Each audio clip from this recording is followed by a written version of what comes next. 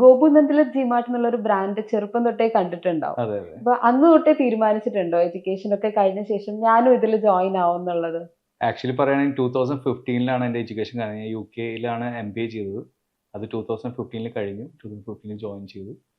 അപ്പോൾ അന്ന് തൊട്ട് ബിസിനസ്സിൽ ഫുൾ ടൈം ഉണ്ട്. പക്ഷേ ഫുൾ ടൈമിന് മുമ്പ് തന്നെ ഞാൻ ലൈക്ക് സ്കൂളിംഗ് പഠിക്കുമ്പോൾ തന്നെ വെക്കേഷൻ നമുക്കില്ല, ഓണം വെക്കേഷൻ അല്ലെങ്കിൽ ക്രിസ്മസ് വെക്കേഷൻ വരുമ്പോൾ ആ 10 ഡേയ്സ് അച്ഛൻ നിർബന്ധമായിട്ടും ഷോറൂമിൽ പോകാൻ പറയും. അപ്പോൾ നമുക്ക് സാധാരണ കുട്ടികൾക്ക് എന്താ വെക്കേഷൻ സൈക്കിളിലോട്ട് ഫ്രണ്ട്സേക്ക് ഇറങ്ങുക, അതൊക്കെയാണ് നമ്മൾ സാധാരണ എക്സ്പെക്ട് ചെയ്യുക എല്ലാവരും. പക്ഷെ എൻ്റെ ലൈഫ് എന്ന് പറയുമ്പോൾ നമ്മുടെ ഷോറൂമിൽ തന്നെ കസ്റ്റമറെ കൂടെ നിൽക്കുക, ഹെൽപ്പ് ചെയ്യുക, നമ്മൾ എല്ലാം നമുക്ക് പറ്റുന്ന കാര്യങ്ങൾ. അന്ന് നമുക്ക് കുട്ടിയാണ്, നമ്മൾ പഠിക്കുന്ന സമയമാണ്, നമുക്ക് അറിയില്ല. അപ്പോൾ നമ്മൾ പറ്റുന്ന കാര്യങ്ങൾ നമ്മൾ ചെയ്ത് അവിടെ ഹെൽപ്പ് ചെയ്യാറുണ്ട്. പിന്നെ 2015 തൊട്ടാണ് ഫുൾ ടൈം ഈ ബിസിനസ്സിൽ ഇൻവോൾവ് ആയത് അച്ഛൻ്റെ കൂടെ. ഇപ്പോൾ കറൻ്റ്ലി നല്ല രീതിയിൽ നമ്മളെല്ലാം അച്ഛന് ഫുൾ സപ്പോർട്ടായിട്ട് കൂടെയുണ്ട്. ഈ ബിസിനസ്സിൽ എൻ്റർ ചെയ്യുമ്പോൾ അച്ഛൻ തന്നിട്ടുള്ള ഒരു ഗ്രേറ്റ് അഡ്വൈസ് എന്താണ്? അഡ്വൈസ് പറയുമ്പോൾ നമ്മളെല്ലാ കസ്റ്റമറും നമുക്ക് ഒരേപോലെയാണ്. അതാണ് മെയിൻ ഇത്. അത് കൂടിയ ആൾക്കാരുണ്ടാവും, കുറഞ്ഞ ആൾക്കാരുണ്ടാവും, മീഡിയം ക്ലാസ് ഉണ്ടാവും, അങ്ങനെയൊന്നുമില്ല. നമുക്ക് എല്ലാ കസ്റ്റമറും തുല്യമാണ്. അപ്പോൾ നമ്മൾ കസ്റ്റമറെ എത്രത്തോളം നമ്മൾ അവരെ സ്നേഹിക്കണോ അവർ നമ്മളെ ഡബിൾ ചിലപ്പോൾ തിരിച്ച് സ്നേഹിക്കും.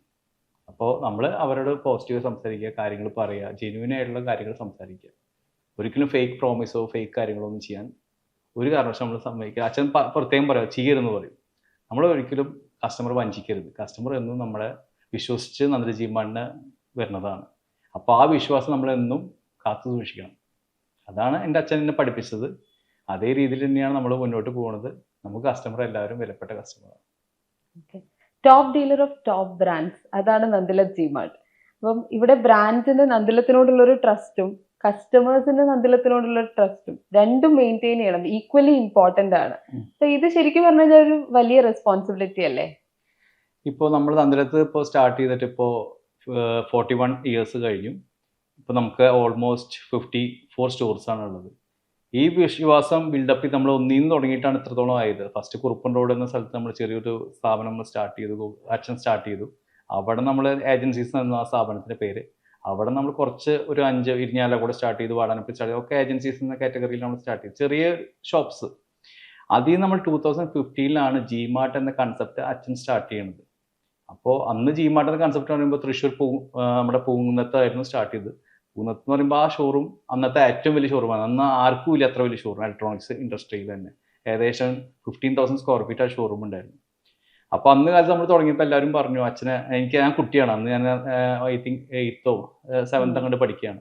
പക്ഷെ അന്ന് കാലത്ത് അച്ഛനെ എല്ലാവരും കളിയാക്കി, ലൈക്ക് എന്തിന് ഇത്ര വലിയ സ്ഥാപനം എന്നോട് വിജയിക്കില്ല, തൃശ്ശൂർ എന്ന സ്ഥലത്ത് ഇത്ര വലിയ 15,000 സ്ക്വയർ ഫീറ്റ് ഇലക്ട്രോണിക്സ് വിജയിക്കില്ല എന്നൊക്കെ പറഞ്ഞു. പക്ഷെ നമ്മൾ അന്ന് ആ തുടങ്ങിയ സ്ഥാപനത്തിന്റെ ഉയർച്ച കൊണ്ടാണ് ഇത്രത്തോളം നമുക്ക് ഉയരാൻ സാധിച്ചത്. തൃശ്ശൂരിൽ നിന്ന് ജിമാർട്ടിന്റെ കൺസെപ്റ്റ് തുടങ്ങി, ആ കൺസെപ്റ്റ് വിജയിച്ചു. അങ്ങനെ നമ്മൾ അതേ കൊല്ലം തന്നെ നമ്മൾ കാലിക്കറ്റ് സ്റ്റാർട്ട് ചെയ്തു. കാലിക്കറ്റ് ഡിസംബർ സ്റ്റാർട്ട് ചെയ്തു. ഓണത്തിനാണ് തൃശ്ശൂർ സ്റ്റാർട്ട് ചെയ്തത്. കാലിക്കറ്റ് നമ്മൾ ഡിസംബർ സ്റ്റാർട്ട് ചെയ്തു. അവിടെ നിന്ന് നമ്മൾ വെച്ച സ്റ്റാർട്ട് പിന്നെ നിർത്തിയത് ഇപ്പോൾ നിൽക്കുന്നത് 54ാമത്തെ സ്റ്റോറിലാണ് നമ്മൾ നിൽക്കുന്നത്. അപ്പോൾ അതാണ് നമ്മുടെ വലിയൊരു ടേണിംഗ് പോയിന്റ്. പിന്നെ കമ്പനികൾക്കായാലും ഗോപുനന്ദ ജിമാർട്ട് ഒരു ട്രസ്റ്റ് ഷോറൂമാണ്. ഇപ്പോൾ നമ്മളിന്ന് ലീഡിംഗ് ആയിട്ടുള്ള മൾട്ടിനാഷണൽ എല്ലാ കമ്പനികളും നമ്മൾ ചെയ്യുന്നുണ്ട്. ഒന്നിനും നമ്മൾ വിട്ടുകളഞ്ഞിട്ടില്ല. എല്ലാ കമ്പനിയുടെയും നമ്മൾ നല്ല സൗത്ത് ഇന്ത്യൻ നമ്പർ 1 ഡീലറാണ്. ചില കമ്പനിയുടെ തന്നെ നമ്മൾ ഇന്ത്യയിൽ തന്നെ 3ാം സ്ഥാനത്ത് നമ്മളുണ്ട്. അപ്പോൾ അവർ നമ്മളെ വിശ്വാസം അർപ്പിച്ചു, നമ്മൾ അവർക്കും വിശ്വാസം കൊടുത്തു. നമ്മൾ സെയിൽ ചെയ്യും, നമ്മളതിന് പൊട്ടൻഷ്യൽ ഉണ്ട്, നമ്മൾ അവരെ ഒരിക്കലും ഡൗൺ ആക്കില്ല. ആ ഒറ്റ കാരണം കൊണ്ടാണ് കമ്പനിക്കാർ നമുക്ക് അത്രത്തോളം നല്ല പ്രൈസും കാര്യങ്ങളും തരുന്നു. ഇന്ന് ഇന്ത്യയിൽ ലോഞ്ച് ആവുന്ന എല്ലാ മോഡലുകളും ഫസ്റ്റ് നന്ദില ജിമാർട്ടിലാണ് അവൈലബിൾ ആവുക. നന്ദില ജിമാർട്ടിൽ നിന്നാണ് ബാക്കിയുള്ള ഡീലേഴ്സിന് പലർക്കും അതിനുശേഷമാണ് വരിക. ഫസ്റ്റ് സെയിൽ എപ്പോഴും നന്ദില ജിമാർട്ട് ആയിരിക്കും ഇന്ത്യയിൽ തന്നെ ഫസ്റ്റ് ചെയ്യുക. ഇപ്പോൾ സോണിയുടെ ആയാലും ഫസ്റ്റ് നമ്മളാണ് 65 ഇഞ്ച് പ്രീമിയം സീരീസ് നമ്മളാണ് ഫസ്റ്റ് കൊടുത്തത്. അപ്പോൾ നവരത്ന സീരീസ് എന്ന് പറഞ്ഞാൽ ബോഷിൻ്റെ ഇറങ്ങിയിട്ടുണ്ടായിരുന്നു, അതും നമ്മൾ ഫസ്റ്റ് ഇന്ത്യയിൽ നമ്മളാണ് ഫസ്റ്റ് കൊടുത്തത്. അങ്ങനെ എല്ലാത്തിനും നമ്മൾ മിക്കതും ഫസ്റ്റ് ആയിരിക്കും ഈ നന്ദില ജിമാർട്ട്. തൃശ്ശൂരിൽ നിന്ന് സ്റ്റാർട്ട് ചെയ്തിട്ട് പിന്നെ പല സ്ഥലങ്ങളിലും എസ്റ്റാബ്ലിഷ്ഡ് ആയി ഇപ്പം 54th ഷോറൂമിൽ എത്തിയെന്ന് പറഞ്ഞു. അപ്പൊ ഈ എസ്റ്റാബ്ലിഷ് ചെയ്യുന്നത് ഈസി ആയിട്ടുള്ള ഒരു കാര്യമായിരുന്നോ? ഒരു ടഫ് ജോബാണ്, ശരിക്കും പറഞ്ഞാൽ നല്ല ടഫ് ജോബാണ്. നമുക്കെന്ന് പറയുമ്പോൾ ഷോറൂം തുടങ്ങാനല്ല ബുദ്ധിമുട്ട്, അത് മെയിൻറ്റെയിൻ ചെയ്ത് പോകണം. നമ്മൾ കുറേ ഷോറൂം തുടങ്ങിയിട്ടു, കസ്റ്റമേഴ്സിന് സർവീസ് കിട്ടുന്നില്ല, അല്ലെങ്കിൽ പ്രോപ്പർ ഡിസ്പ്ലേ ഇല്ല, അങ്ങനത്തെ ഒരു ഇഷ്യൂ നന്ദില ജിമാർട്ട് സ്റ്റോറിൽ ഉണ്ടാവില്ല. എന്താ വെച്ചാൽ തിരുവനന്തപുരം തൊട്ട് കാസർഗോഡ് വരെയുള്ള എല്ലാ ഷോറൂമും വൈഡ് റേഞ്ച് ഡിസ്പ്ലേ നമ്മൾ സെറ്റ് ചെയ്തിരിക്കുന്നത്. ഒരു കസ്റ്റമറിന് വന്നു കഴിഞ്ഞാൽ അവർക്ക് സെലക്ഷൻ കൊണ്ട് കൺഫ്യൂഷൻ ആയിരിക്കും. അത്രത്തോളം മോഡൽസ് ആണ്, വെറൈറ്റി കമ്പനികളും ആണെങ്കിലും മോഡൽസ് ആണെങ്കിലും അത് കൺഫ്യൂഷൻ വരും. അത്രത്തോളം ഡിസ്പ്ലേ ആണ് സെറ്റ് ചെയ്തിരിക്കുന്നത്. അപ്പോൾ കസ്റ്റമേഴ്സിന് ചോയ്സ് ചെയ്തെടുക്കാൻ തന്നെ വളരെ ബുദ്ധിമുട്ടെന്ന രീതിയിലാണ് സെറ്റ് ചെയ്യുന്നത്. പലരും എന്താ ചെയ്യുക, ഷോറൂം തുടങ്ങിയിടും, പിന്നെ അത് തിരിഞ്ഞു നോക്കില്ല. പക്ഷെ നമ്മൾ അങ്ങനെയല്ല. നമ്മളെ എല്ലാ ഷോറൂമും നമ്മൾ എപ്പോഴും ഫ്രഷ് ആയിരിക്കും, പുതിയ ഷോറൂം പോലെ ആയിരിക്കും. അപ്പോൾ തുടങ്ങാൻ ഭയങ്കര ഈസിയാണ്. അത് മെയിൻറ്റെയിൻ ചെയ്യാനാണ് ഏറ്റവും വലിയ ബുദ്ധിമുട്ട്. മെയിൻറ്റെയിൻ ചെയ്ത് പോകാനും സ്റ്റാഫുകളെ ട്രെയിൻ ചെയ്യിക്കാനും അവരെ അതിന് പ്രോപ്പറായി ഗൈഡൻസ് കൊടുക്കാനാണ് ഏറ്റവും വലിയ ബുദ്ധിമുട്ട്. ഓക്കെ. ഇത് ഒരു ബിസിനസ് എസ്റ്റാബ്ലിഷ് ചെയ്യുമ്പം ലൊക്കേഷൻ എന്ന് പറയുന്നൊരു ഫാക്ടർ ഭയങ്കര ഇമ്പോർട്ടൻ്റാ. കാരണം എന്നാൽ അവിടെ കച്ചവടം ഉണ്ടാവണമല്ലോ. ഏതെങ്കിലും ഒരു സ്ഥലത്ത് തുടങ്ങിയിട്ട് ആ ലൊക്കേഷൻ വേണ്ടായിരുന്നു എന്ന് എപ്പോഴെങ്കിലും തോന്നിയിട്ടുണ്ടോ? അല്ലെങ്കിൽ അതൊരു റോങ് ചോയ്സ് ആയിരുന്നു എന്നുള്ളൊരു ഫീൽ എപ്പോഴെങ്കിലും? അങ്ങനെ നമുക്ക് തോന്നിയിട്ടില്ല. എന്താ വെച്ചാൽ ഗോപിനാഥ് ജിമാർട്ട് കൺസെപ്റ്റ് തന്നെ വരുന്നത് എവരി 30 കിലോമീറ്റേഴ്സിൽ ഒരു ഗോപിനാഥ് ജിമാർട്ട് കാണണം എന്നാണ് ഞങ്ങളുടെ ചെയർമാനായ ഗോപു സാറിന്റെ ട്രസ്റ്റ്, അതായത് എൻ്റെ അച്ഛൻ്റെ. അപ്പോൾ ആൾ ആ രീതിയിലാണ് പ്ലാൻ ചെയ്യുന്നത്. അപ്പോൾ നമുക്ക് ഓൾമോസ്റ്റ് എല്ലാ ജില്ലകളിലും 30 കിലോമീറ്റേഴ്സ് റേഞ്ചിൽ നമ്മുടെ ഷോറൂംസ് ഉണ്ട്. ഇനി നമ്മൾ കറന്റ് ഒരു 10 ഷോറൂംസിൽ വർക്ക് നടന്നുകൊണ്ടിരിക്കുകയാണ്. നമ്മൾ ഡിസംബറിലൂടെ നമ്മളത് ഓപ്പൺ ചെയ്യും. ഇപ്പോൾ ഓൾറെഡി 3 ഓപ്പൺ ചെയ്തു. ഇനി ബാക്കി 7 ഷോറൂംസ് നമുക്ക് ഇനി ഓപ്പണിംഗ് ഉണ്ട്, വർക്ക് നടന്നുകൊണ്ടിരിക്കും. അപ്പോൾ അതും കൂടി ആകുമ്പോൾ നമ്മളെല്ലാ സ്ഥലങ്ങളും 30 കിലോമീറ്റേഴ്സ് റേഞ്ച് നമ്മൾ കവറായി, 100% കവറായി. അപ്പോൾ കസ്റ്റമേഴ്സിന് ഇന്നത്തെ കാലത്ത് അറിയാമല്ലോ, എല്ലാവരും ബിസിയാണ്, എല്ലാവരും ഭയങ്കര തിരക്കുള്ള ആൾക്കാരാണ്. അപ്പോൾ ആർക്കും സമയമില്ല. അപ്പം അച്ഛനോട് മിണ്ടാനോ അമ്മയോട് മിണ്ടാനോ അല്ലെങ്കിൽ മക്കളോട് മിണ്ടാനോ ഒന്നിനും സമയമില്ലാത്ത ആൾക്കാരാണ്. എന്നുവെച്ചാൽ എല്ലാവർക്കും ബിസി ഷെഡ്യൂൾ. അവർ പറഞ്ഞില്ലേ, വർക്ക് ലോഡും, ചിലപ്പോൾ വൈഫ് വർക്കിംഗ് ആയിരിക്കും, ഹസ്ബൻഡ് വർക്കിംഗ് ആയിരിക്കും, മക്കൾ സ്കൂൾ വിട്ട് വന്നാൽ അവർ ഉണ്ടാവും. പക്ഷെ ആർക്കും അങ്ങനെ സമയം സ്പെൻഡ് ചെയ്യാം. അപ്പോൾ വീക്കെൻഡ്സോ അല്ലെങ്കിൽ വല്ല വെക്കേഷൻ ആയിരിക്കും അവർ ഒരുമിച്ച് ടൂർ പോവുക, അല്ലെങ്കിൽ ഒരു വീക്കെൻഡ്സ് ആയിരിക്കും ഒരു ഫിലിമിന് പോവുക. അപ്പോൾ അത്രത്തോളം ഇതാകുമ്പോൾ സമയത്തിന് നമ്മൾ കൂടുതൽ റെസ്പെക്ട് ചെയ്യണം. അപ്പോൾ കസ്റ്റമേഴ്സിന് ഇപ്പോൾ നന്ദില ജിമാർട്ട് അടുത്തുണ്ടെങ്കിൽ പെട്ടെന്ന് പോയി സാധനം വാങ്ങിക്കാം. ആ സമയത്ത് ഒരു 30 കിലോമീറ്റർ നമ്മുടെ ഡിസ്റ്റൻസ് ഷോറൂം ഇല്ലെങ്കിൽ അവർക്ക് ബുദ്ധിമുട്ടാണ് നന്ദിലത്തിൽ വന്ന് പെട്ടെന്ന് എത്തിച്ചേരാനും. അതിന് എക്സ്പെൻസും വളരെയധികം അവർക്ക് വരും. അപ്പോൾ അത് കാരണം കൊണ്ടാണ് നമ്മൾ എല്ലാ ഷോറൂമും അടുത്തടുത്ത് സ്റ്റാർട്ട് ചെയ്യുന്നത്. കസ്റ്റമർ ഈസി ആയിട്ട് പർച്ചേസ് ചെയ്യാനും നന്ദിലത്തിന് സർവീസ് കൊടുക്കാൻ ഈസിയാണ്. നമുക്കിപ്പോൾ തിരുവനന്തപുരത്ത് വാങ്ങിച്ച കസ്റ്റമർക്ക് വേണമെങ്കിൽ തൃശ്ശൂർ സർവീസ് കൊടുക്കാം. അപ്പോൾ തൃശ്ശൂർ ട്രാൻസ്ഫർ ആയി വന്നു, തിരുവനന്തപുരത്ത് കസ്റ്റമർ വാങ്ങിച്ച കസ്റ്റമർ ട്രാൻസ്ഫർ ആയി തൃശ്ശൂർ വന്നാലും നമുക്ക് സർവീസ് കാര്യം കൊടുക്കും. കേരളത്തിൽ എവിടെയും നമുക്ക് സർവീസ് കൊടുക്കാൻ സാധിക്കും. കസ്റ്റമേഴ്സിന് ഭയങ്കര ഈസിയാണ് നന്ദിലത്തായി പർച്ചേസ് ചെയ്യുന്നത്. ഇപ്പൊ കസ്റ്റമേഴ്സ് എല്ലാവരും ഭയങ്കര ബിസി ആയിട്ടുള്ളൊരു ലൈഫാണെന്ന് പറഞ്ഞല്ലോ. അപ്പോൾ ഒബ്വിയസ്ലി ഈ ഷോറൂമിൽ വന്ന് ഷോപ്പ് ചെയ്യാനും അവർക്ക് അതിൻ്റെതായ ബുദ്ധിമുട്ടുണ്ട്. സോ ഒരു ഓൺലൈൻ മീഡിയമിലേക്ക് സ്വിച്ച് ചെയ്യേണ്ടി വരും പലപ്പോഴും. അപ്പം ഈ ഓൺലൈനിലും നന്ദിലത്തിന്റെ പ്രോഡക്ട്സ് ഇപ്പൊ അവൈലബിൾ ആണ്, അതിലും സെയിൽസ് നല്ലപോലെ നടക്കുന്നുണ്ട്. അതൊക്കെ ഈ സെക്കൻഡ് ജനറേഷൻ ആയിട്ടുള്ള സാറും സാറിന്റെ സിസ്റ്ററൊക്കെ വന്നതിന് ശേഷമാണോ ഒരു മാറ്റം വന്നത്? അതെ. നമ്മൾ കുറച്ചൊരു 4-5 ഇയേഴ്സ് ബാക്കാണ് നമ്മൾ ഓൺലൈനിലേക്ക് കൂടുതലായിട്ട് ഫോക്കസ് കൊടുത്തത്. അതെന്തുകൊണ്ട് വെച്ച് കഴിഞ്ഞാൽ ഇന്നത്തെ കാലത്ത് എല്ലാവരും ഇപ്പോൾ വീട്ടിൽ പർച്ചേസ് ചെയ്ത്, നമ്മളിപ്പോൾ ഫുഡ് കഴിക്കാൻ സ്വിഗ്ഗി, സൊമാറ്റോ അല്ലെങ്കിൽ ഊബർ ഈറ്റ്സ്, എല്ലാവരും എന്താ വീട്ടിൽ നിന്ന് ഓർഡർ ചെയ്ത സാധനം കഴിക്കുക. ഇതേ കൺസെപ്റ്റാണ് ഇപ്പോൾ ആൾക്കാർക്ക്. ഒരാൾക്കും സമയമില്ല. ഞാൻ നേരത്തെ പറഞ്ഞ ആർക്കും സമയമില്ല. അപ്പോൾ എല്ലാവരും എന്താ ഓൺലൈനിൽ നോക്കി ഏതാ പ്രോഡക്റ്റ്, ടി വി. ഇപ്പോൾ എല്ലാം നമുക്ക് സ്പെക്ക് അടിച്ചാൽ അറിയാൻ പറ്റും. ഇപ്പോൾ ഓൺലൈനിൽ ഏത് മോഡലാണെങ്കിലും, ടി വി ആണെങ്കിലും മൊബൈൽ ഫോൺ ആണെങ്കിലും ലാപ്ടോപ്പ് ആണെങ്കിലും, ആ സ്പെക്ക് അടിച്ചു നോക്കി കഴിഞ്ഞാൽ കറക്റ്റ് ആയിട്ടുള്ള അതിൻ്റെ ഡീറ്റെയിൽസ്, അതിൻ്റെ എന്താണ് അതിൻ്റെ കോൺഫിഗറേഷൻ എല്ലാം അറിയാൻ പറ്റും. കസ്റ്റമർക്ക് വേറെ എന്താ ചോയ്സ്, ഓൺലൈൻ പർച്ചേസ് ചെയ്ത് കഴിഞ്ഞാൽ നന്ദിലത്തിൻ്റെ സൈറ്റിൽ സെയിം നല്ല ഡിസ്കൗണ്ട് റേറ്റിലാണ് നമ്മൾ കൊടുക്കുന്നത്. ഇന്ന് മാർക്കറ്റിലുള്ള ഏത് ഓൺലൈൻ പ്ലാറ്റ്ഫോമിനെക്കാളും റേറ്റ് കുറച്ചാണ് നന്ദിലത്തിൻ്റെ ഓൺലൈൻ പ്ലാറ്റ്ഫോമിൽ നമ്മൾ ചെയ്യുന്നത്. അപ്പോൾ കസ്റ്റമേഴ്സിന് നന്ദിലത്തിൽ ചോയ്സ് ചെയ്ത് കഴിഞ്ഞാൽ അവർക്ക് നമുക്ക് ഡെലിവറി കൊടുക്കാൻ സാധിക്കും.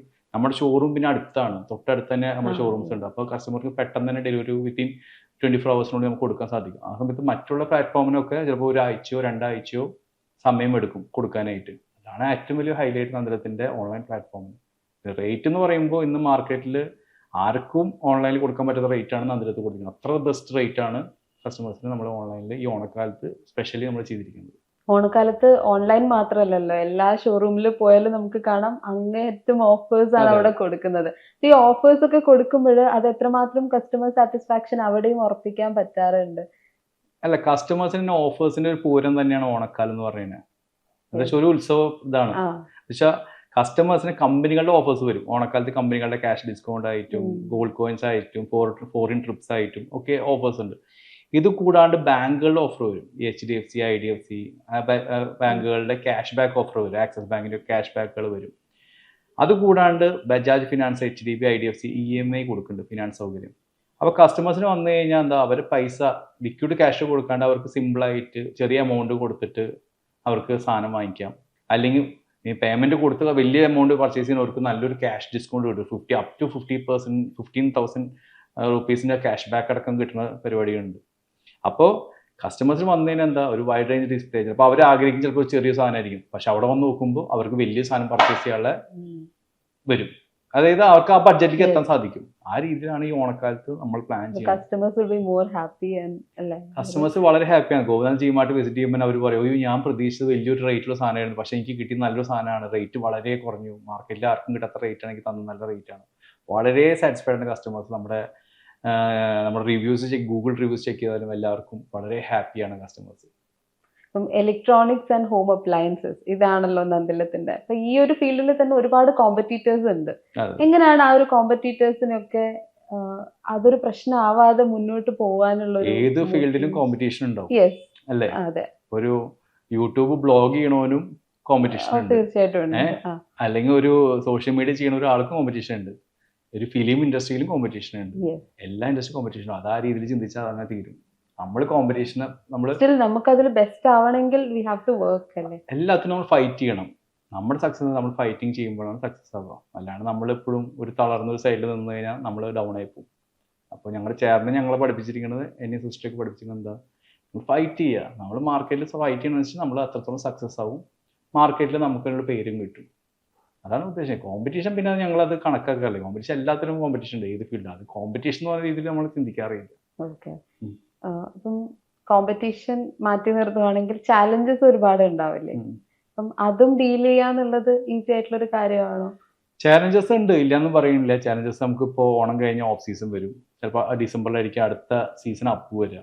കോമ്പറ്റീഷൻ ഇത് വ്യത്യാസങ്ങൾ ഉണ്ടാവും. അത് എല്ലാ ബിസിനസ്സിലും എന്നും ഒരേപോലെ ആവില്ലല്ലോ. ഫ്ലക്ച്വേഷൻ എന്നും എല്ലാ ബിസിനസ്സിലും ഉണ്ടായിരിക്കാം. പക്ഷെ നമ്മളതിനെ ഓവർകം ചെയ്ത് പോകണം. അതിനുള്ള പുതിയ പുതിയ ഓഫേഴ്സും കാര്യങ്ങളായിട്ട് മുന്നോട്ട് പോയാൽ നമുക്ക് ഇത് ബിസിനസ് വിജയിക്കാൻ സാധിക്കും. ഞാൻ നേരത്തെ ഒരു യൂട്യൂബ് ഒരു വീഡിയോയില് കണ്ടിട്ടുണ്ട്, അച്ഛനൊരു ആനപ്രേമിയാണ്. അപ്പം മകൻ ഒരു 2 വയസ്സുള്ളപ്പോ തൊട്ടുള്ള ആനപ്രേമം കണ്ടിട്ടാണ് ആദ്യത്തെ ആനയെ വാങ്ങുന്നതെന്ന് ഞാൻ കേട്ടിട്ടുണ്ട്. അപ്പൊ അതെങ്ങനെയായിരുന്നു? ഇപ്പോൾ ഫസ്റ്റ് നമ്മളൊരു അർജുൻ എന്ന് പറഞ്ഞ ആനയെ വാങ്ങിച്ചത്, അത് ഗുരുവായൂർക്ക് നടയിരുത്താൻ വേണ്ടി വാങ്ങിച്ചത്. അത് 2 വയസ്സ് എനിക്ക് പ്രായമുള്ളപ്പോഴാണ് അത് വാങ്ങിച്ചത്. അപ്പോൾ അന്ന് എനിക്ക് ഭക്ഷണം തരണമെങ്കിൽ ഒക്കെ അമ്മ ഫുൾ ടൈം ആനയെ കാണിച്ചിട്ടാണ് ഭക്ഷണം തരാമെന്ന് പറയണം. അപ്പോൾ എനിക്ക് ആന എന്നാൽ ഭയങ്കര ക്രേസാണ്. അന്ന് കാലത്തെ ആന നമ്മൾ പണ്ട് വീട്ടുകാരെന്താ കാക്കേനെയും പൂച്ചനെയും കാണിച്ചിട്ട് കുട്ടികൾക്ക് ഭക്ഷണം കൊടുക്കുന്നത് പോലെ ആനയെ കാണിച്ചിട്ടാണ് എനിക്ക് ഭക്ഷണം എന്നാണ് പറയണത്. അപ്പോൾ 2 വയസ്സുള്ളപ്പോൾ ആണ് ഫസ്റ്റ് ഒരു ആന വന്നത്. അത് നമ്മുടെ വീട്ടിൽ ഒരു 6 മാസത്തോളം ഉണ്ടായിരുന്നു. അതിനുശേഷം ഗുരുവായൂർ നമ്മൾ നടയിരുത്തി. അപ്പോൾ പിന്നീട് വലിയൊരു ഗ്യാപ്പ് വന്നു. പിന്നീട് അപ്പോൾ അച്ഛന് ഭയങ്കര വിഷമമായി, വീട്ടിൽ ആനയില്ലാണ്ടായി, ആരും നമ്മുടെ വീട്ടിൽ വരാണ്ടായി. ആനയുള്ളപ്പോൾ എപ്പോഴും പിള്ളേരെ കാണാൻ വരും, വീട്ടിൽ എനിക്ക് കളിക്കാൻ ആൾക്കാരുണ്ടായി. മൊത്തത്തിൽ നമുക്കൊരു വീട്ടിലൊരു എൻ്റർടൈൻമെൻറ്റ് പ്രോഗ്രാം പോലെയായിരുന്നു, ഫുള്ള് വീട്ടിലെ ആൾക്കാരായിരുന്നു. അത് കഴിഞ്ഞ് നമ്മൾ ഒരു ഏകദേശം എനിക്കൊരു 3 വയസ്സാവാറായപ്പോൾ അച്ഛൻ വേറൊരു ആനയെ വാങ്ങിച്ചു. അത് അർജുൻ എന്നുള്ള പേരിലാണ് വാങ്ങിച്ചത്. ആ ആന നമ്മുടെ വീട്ടിൽ വർഷങ്ങളോളം ഉണ്ടായിരുന്നു. ഇപ്പോൾ 2 വർഷം മുമ്പാണ് ചെരിഞ്ഞത്. ഏകദേശം 30 വർഷം ഞങ്ങളുടെ വീട്ടിലുണ്ടായിരുന്ന ആനയായിരുന്നു. 2 വർഷം മുമ്പാണ് അത് ചെരിഞ്ഞു പോയത്, പ്രായത്തിൻ്റെ ബുദ്ധിമുട്ടുകൊണ്ട് ചെരിഞ്ഞു പോയത്. പിന്നെ അതിനുശേഷം കുറേ ആനകൾ എൻ്റെ അച്ഛൻ വാങ്ങിച്ചിട്ടുണ്ട്. 11 ആന വരെ ഉണ്ടായിരുന്നു ഞങ്ങളുടെ വീട്ടിൽ. 2007-08 കാലഘട്ടത്തിൽ 11 ആന വരെ ഉണ്ടായിരുന്നു. അത്രത്തോളം ആനപ്രേമമായിരുന്നു എൻ്റെ അച്ഛൻ. അച്ഛൻ ബീഹാറിൽ നിന്ന് ആനയെ കൊണ്ടുവരും, ആസാമിൽ നിന്ന് കൊണ്ടുവരും, ഇവിടെ വയ്ക്കും, വളർത്തും. അങ്ങനെയൊക്കെ ഭയങ്കര രസമായിരുന്നു. ആനകളൊന്നും ക്രേസ് ആയിരുന്നു എൻ്റെ അച്ഛന്. പിന്നെ ബിസിനസ് നമ്മൾ സ്റ്റാർട്ട് ചെയ്തു. നമ്മുടെ ഡെവലപ്മെൻറ്റ് ഭാഗമായിട്ട് നമുക്ക് സമയമില്ലാണ്ടായി. സമയത്ത് നമ്മൾ ഭയങ്കര ബുദ്ധിമുട്ടായി. ആനയെ നോക്കാൻ വേറെ വഴിക്ക് ആനക്കാരുടെ പ്രശ്നം, ആനയുടെ പ്രശ്നം. അപ്പം അച്ഛനും സമയമില്ല. അന്ന് ഞാനും കുട്ടിയാണ്. അപ്പോൾ അങ്ങനെ വന്നപ്പോഴാണ് പിന്നീട് ആനകളെ കുറച്ച്. ഇപ്പം നമുക്ക് 3 ആനയാണുള്ളത്. നന്ദിലത്ത് ഗോപാലകൃഷ്ണൻ, നന്ദിലത്ത് ഗോപികണ്ണൻ, നന്ദിലത്ത് ഗോവിന്ദക്കണ്ണൻ, അങ്ങനെ 3 ആനയാണ് നമുക്കുള്ളത്. നല്ല ഭംഗിയായിട്ട് കൂടും. ആനക്രയം നന്നായി പോകുന്നു. ആനകൾ നമ്മൾ നമുക്ക് തന്നെ നല്ലൊരു ഫാമുണ്ട്, ആനയ്ക്കായിട്ടുള്ള നല്ലൊരു ഫാമുണ്ട്. അപ്പോൾ ഫാം വരുന്നത് കുണ്ടന്നൂർ, തൃശ്ശൂർ കുണ്ടന്നൂർ എന്ന സ്ഥലത്താണ് ഫാം വരുന്നത്. ഒരു 1.5 ഏക്കർ ഫാമാണ്. അവിടെ ആനകളുണ്ട്, പശുവുണ്ട്, ആടുണ്ട്, കോഴിയുണ്ട്, എല്ലാ ജീവികളും ഉണ്ട്. അത് അച്ഛനൊരു വീക്കെൻഡിൽ പോയിട്ട് നിങ്ങൾ ഇടയ്ക്ക് പോയി സ്പെൻഡ് ചെയ്യോടെ അത് നോക്കാനുള്ള ആൾക്കാരും എല്ലാവരും ഉണ്ട്. അത് രസം, ഒരു സന്തോഷം നമ്മൾ വളർത്തുന്നതിൽ. ആന നമ്മുടെ ഗോപാലകൃഷ്ണനാണ് കേരളത്തിലെ ഏറ്റവും വലിയ ആനയാണ്. ഇപ്പോൾ കേരളത്തിൽ 3ാം സ്ഥാനത്ത് എത്തുന്ന ആനയാണ് ഹൈറ്റിൽ, ഉയരത്തിൽ. കാണാൻ അതുപോലെ ഭംഗിയുള്ള ആന കണ്ടിട്ടുണ്ട്. ഞാനൊരു ആനച്ചന്തം എന്നൊക്കെ പറയാൻ പറ്റും. ഗോപാലകൃഷ്ണൻ എല്ലാവർക്കും അറിയണ ആനയാണ്, പേര് അടിച്ചാൽ തന്നെ എല്ലാവർക്കും അറിയണ ആന. അത്ര ഫേമസ് ആനയാണ്. കേരളത്തിൽ 3ാം സ്ഥാനത്ത് ഇപ്പോൾ ഉണ്ട്. ഭാവിയിൽ ഒരു കേരളത്തിലെ നമ്പർ 1 ആനയാവുമെന്ന് നമ്മൾ ആഗ്രഹിക്കുന്നു, ആവുന്നു പ്രതീക്ഷിക്കുന്നു. ഗോപുനന്ദന ജിമാർട്ടിന്റെ മൊബൈൽ ആൻഡ് ലാപ്ടോപ്സ് ആണ് മെയിൻ ആയിട്ട് മാനേജ് ചെയ്യുന്നത് ഗോപു സാർ പറഞ്ഞിരുന്നു. അപ്പം അതിലിനി എത്രത്തോളം വളർത്തണം, അങ്ങനെ എന്തെങ്കിലും ഒരു ലോങ് ടേം പ്ലാൻ? ജിമൊബൈൽ എന്ന കൺസെപ്റ്റ് നമ്മൾ സ്റ്റാർട്ട് ചെയ്യുന്നത് 2020 സ്റ്റാർട്ട് ചെയ്യുന്നത്, കോവിഡ് കഴിഞ്ഞ സമയത്ത്. അപ്പോൾ അന്ന് നമ്മൾ തൃശ്ശൂർ കുറുപ്പൻ റോഡാണ് നമ്മൾ സ്റ്റാർട്ട് ചെയ്തത്. പിന്നെ ജി മൊബൈൽ റൗണ്ട് സ്റ്റാർട്ട് ചെയ്തു നമ്മൾ തൃശ്ശൂർ റൗണ്ടിൽ. പിന്നെ അവിടെ നിന്ന് നമ്മളെ നമ്മുടെ നന്ദല ജിമാറിൻ്റെ ഷോറൂമിൻ്റെ അകത്ത് നമ്മൾ ജി മൊബൈലിൻ്റെ ഒരു സ്പെഷ്യൽ കൗണ്ടർ സെറ്റ് ചെയ്തു, digital department, mobile, laptop, gadgets ഒക്കെ ആയിട്ട്. ഇപ്പോൾ നമ്മുടെ കേരളത്തിലുള്ള നമ്മുടെ 54 ഷോറൂമിലും മൊബൈലിൻ്റെയും ലാപ്ടോപ്പിൻ്റെയും ഗാഡ്ജറ്റ്സിൻ്റെയും വൈഡ് റേഞ്ച് ഡിസ്പ്ലേ സെറ്റ് ചെയ്തിരിക്കുന്നത്. അതുകൂടാണ്ട് കഴിഞ്ഞ ഒരാഴ്ച മുമ്പ് നമ്മൾ എടപ്പള്ളിയിൽ എക്സ്ക്ലൂസീവ് ആയിട്ടുള്ള വീണ്ടും ഒരു സ്റ്റോർ നമ്മൾ സ്റ്റാർട്ട് ചെയ്തു. ഇപ്പോൾ എക്സ്ക്ലൂസീവ് സ്റ്റോർ പറഞ്ഞാൽ 3 സ്റ്റോർ നമുക്ക് എക്സ്ക്ലൂസീവായി ജി മൊബൈൽ എന്ന കൺസെപ്റ്റിലുണ്ട്. നമ്മുടെ നന്ദനത്തിൻ്റെ എല്ലാ സ്റ്റോറുകളകത്തും ജി മൊബൈലിൻ്റെ ഒരു കൗണ്ടർ നമ്മൾ സ്പെഷ്യലായി സെറ്റ് ചെയ്തിട്ടുണ്ട്. അപ്പോൾ അതെന്ന് പറയുമ്പോൾ ഒരു ഡെവലപ്മെന്റ് ആണ്. ഇനിയൊരു യുഗം പറയുകയാണെങ്കിൽ എല്ലാവരും AI യുഗമാണ്. നിങ്ങൾക്കറിയില്ല, AI ആണ് ടെക്നോളജി. ഇപ്പോൾ AC ആണെങ്കിലും ഫ്രിഡ്ജ് ആണെങ്കിലും വാഷിംഗ് മെഷീൻ ആണെങ്കിലും എല്ലാം AIക്ക് മാറി കഴിഞ്ഞു. TV മാറി കഴിഞ്ഞു. ഫോണുകളിൽ ഇപ്പോൾ S24 ആണ് ഫസ്റ്റ് AI ഫോണായിട്ട് ഇറക്കിയത്. ഇപ്പോൾ അതേ ആപ്പിളും റീസെന്റ് ഇപ്പോൾ ഒരാഴ്ച 2 ദിവസം മുമ്പ് ആപ്പിളും ഇറക്കി. എല്ലാവരും AIക്ക് മാറിക്കൊണ്ടിരിക്കുകയാണ്. ഇനിയുള്ള യുഗം AI യുഗമാണ് വരാൻ പോകുന്നത്. എന്ന് വെച്ചാൽ ഈസിയാണ്, നമുക്ക് എല്ലാം മൊബൈൽ വഴി പെട്ടെന്ന് അറിയാൻ പറ്റും. പെട്ടെന്ന് അധികം സമയം സ്പെൻഡ് ചെയ്യേണ്ട ആവശ്യമില്ല. ഇപ്പോൾ TV ആണെങ്കിൽ AC ആണെങ്കിൽ നമുക്ക് AI വഴി നമുക്ക് മൊബൈൽ കൺട്രോൾ ചെയ്യാൻ സാധിക്കും, അല്ലെങ്കിൽ വോയിസിലൂടെ കൺട്രോൾ ചെയ്യാൻ സാധിക്കും. അങ്ങനെ ടെക്നോളജി നമ്മൾക്ക് ഒന്നുകൂടി ഈസി ആക്കാണ്, കസ്റ്റമേഴ്സിന് ഈസിയായി എല്ലാം മുന്നോട്ട് പോകാൻ, ലൈഫ് ഒന്നുകൂടി ഫാസ്റ്റർ ആക്കാൻ പോകും. ഈ ഫാമിലി ബിസിനസ്സിൽ എൻ്റർ ചെയ്യുമ്പോൾ കുറെ പ്രശ്നമല്ല അവിടെ. ഇപ്പം ഫാമിലി ആൻഡ് ബിസിനസ് രണ്ടും തമ്മിലൊരു സെപ്പറേഷൻ, ഒരു ലൈൻ നമ്മൾ വരയ്ക്കേണ്ടതുണ്ടാവില്ലേ? അപ്പൊ ഇനി അങ്ങനെ ഫാമിലി ബിസിനസ്സിലേക്ക് എൻ്റർ ചെയ്യാനുള്ള ആളുകളോട് പറയാനുള്ള ഒരു അഡ്വൈസ് അല്ലെങ്കിൽ ഒരു സജഷൻ എന്താണ്? സജഷൻ എന്ന് പറയുമ്പോൾ നമ്മുടെ പൂർവികരായിട്ട് ഉണ്ടാക്കിയ ബിസിനസ് ഉണ്ടാവാം, ചിലപ്പോൾ അച്ഛനായിട്ട് ഉണ്ടാക്കിയത് ഉണ്ടാവാം. എന്താ വെച്ചാൽ അവരുടെ ഗൈഡൻസ് അനുസരിച്ച് മുന്നോട്ട് പോവുക. സ്വന്തമായിട്ട് ഗൈഡൻസ് എടുക്കുന്ന മുമ്പ് അവരെ ഡിസ്കസ് ചെയ്യുക. എന്താ വെച്ചാൽ അവർക്ക് കൂടുതൽ എക്സ്പീരിയൻസ് ഉണ്ട്. ഇപ്പോൾ ഞാൻ പഠിച്ചിറങ്ങിയപ്പോൾ എൻ്റെ MBAയിൽ പഠിപ്പിച്ചത് വളരെ വ്യത്യാസമാണ്. ലൈഫിൽ വരുമ്പോൾ അത് വേറെ രീതിയിലാണ്, റിയാലിറ്റിയിൽ വരുമ്പോൾ. അപ്പോൾ ബിസിനസ്സിൽ എപ്പോഴും പൂർവികരായിട്ടുള്ള ആൾക്കാരോടോ അല്ലെങ്കിൽ അതിന് എക്സ്പീരിയൻസ്ഡ് ആയിട്ടുള്ള ആൾക്കാരോട് ചോദിച്ച് അതിനെ ഒന്നുകൂടി മെച്ചപ്പെടുത്താൻ നോക്കുക. എങ്ങനെ അവർ ചെയ്തതിനെ ഒന്നുകൂടി ഡെവലപ്പ് ചെയ്യുക, അങ്ങനെ നോക്കുക. അല്ലാതെ ഓടിപ്പടഞ്ഞ് ചിലവർ കണ്ടിട്ടുണ്ട് MBA കഴിഞ്ഞ വഴിക്ക് പോയിട്ട് വലിയ വലിയ ബിസിനസ് തുടങ്ങും, സക്സസ് ആവില്ല. പക്ഷെ അവർ ആ ഗൈഡൻസ് വഴി പോവുകയാണെങ്കിൽ വളരെ സക്സസ് ആയ ആൾക്കാർ നമ്മൾ ഇഷ്ടംപോലെ പേര് എനിക്കറിയാം. അപ്പോൾ ഇപ്പം എൻ്റെ അച്ഛനെ തുടങ്ങിയതുകൊണ്ട് എൻ്റെ അച്ഛനോട് ഗൈഡൻസ് ചോദിച്ചിട്ടാണ് ബിസിനസ്സിൽ നമ്മൾ കാര്യങ്ങൾ ചെയ്യുക. ഇപ്പോൾ എൻ്റെ ഐഡിയാസ് അച്ഛനോട് പറയും, ഞങ്ങൾ ഫാമിലിയായിട്ട് ഡിസ്കസ് ചെയ്യും. അപ്പോൾ ഞങ്ങൾക്ക് ചിലപ്പോൾ എന്തെങ്കിലും മാറ്റങ്ങൾ ചിലപ്പോൾ വരുത്തും, ചിലപ്പോൾ അത് ഇംപ്ലിമെൻറ്റ് ചെയ്യാം. ഞാൻ പറഞ്ഞ ഐഡിയ ചിലപ്പോൾ ഇംപ്ലിമെൻറ്റ് ചെയ്യാം. അപ്പോൾ നമ്മൾ എത്രത്തോളം ഫാമിലിയായിട്ട് യോജിച്ച് പോകണോ അത്രത്തോളം ബിസിനസ് സക്സസ് ആയിരിക്കും. Thanks for watching. Don't forget to like, share and subscribe for more insightful comparisons and business tips.